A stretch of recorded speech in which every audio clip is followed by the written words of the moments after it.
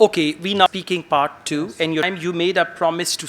I promise is a commit to do and not to as a non means a declaration assuring the one things this promise become is his daughter got injured in accident before of her school and promise is several time a family and class fellows that I make was in school.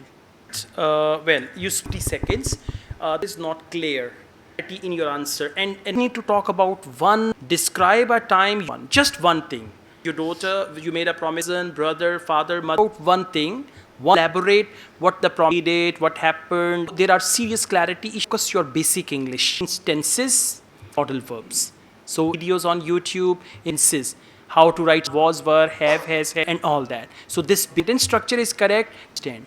At the same time, these topics in the book, you have some ideas. Describe a time you made a promise. Okay. Now, Sri. Okay, sir.